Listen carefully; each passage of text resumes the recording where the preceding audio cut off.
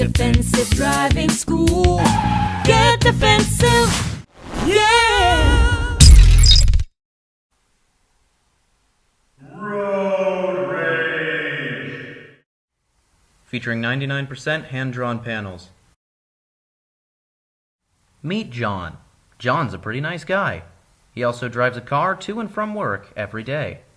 One day on John's trip home, he noticed something peculiar about the driver next to him.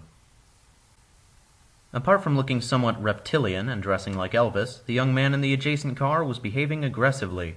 He was also listening to his mixtape, which was straight fire. Aggressive music has been linked to road rage incidents.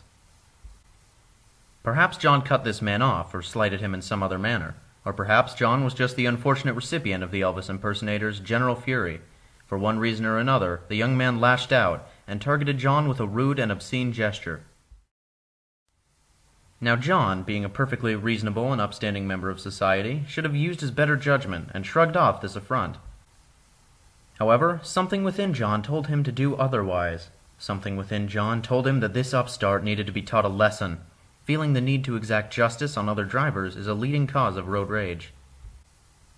Fueled by a drive to strike Elvis down for justice, John returned the rage of the other driver, accepting his challenge.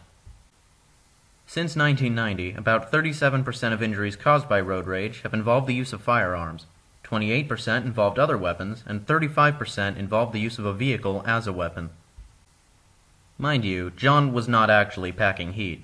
However, he did return Elvis's aggressive gesture. Letting his fury get the best of him, John swerved in front of Elvis, cutting him off, in an intersection, at a red light, at 95 miles an hour, in a school zone. He was not practicing defensive driving.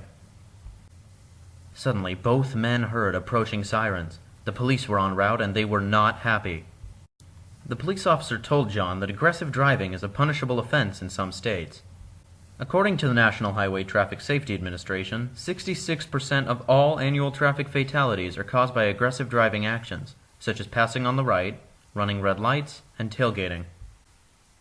There were a few things John should have done. According to Dr. Leon James, professor of psychology at the University of Hawaii, drivers should always remember that accepting a little disrespect is far better than receiving a ticket, time in jail, or injuries. Drivers should also be aware of those in the car with them. Unsafe habits tend to develop at a young age. Remember that as a driver, you are an example. Also, keep in mind that everyone on the road is human, and all humans make mistakes sometimes. Be aware of how you are feeling, and use good judgment, unlike John, who wound up with a large fine, which was not fine. He also received a court order to attend and complete a course of Defensive Driving School's Driver's Ed, which is the best around. Always remember to use your best judgment while driving to keep the road safe for you and those around you. The end.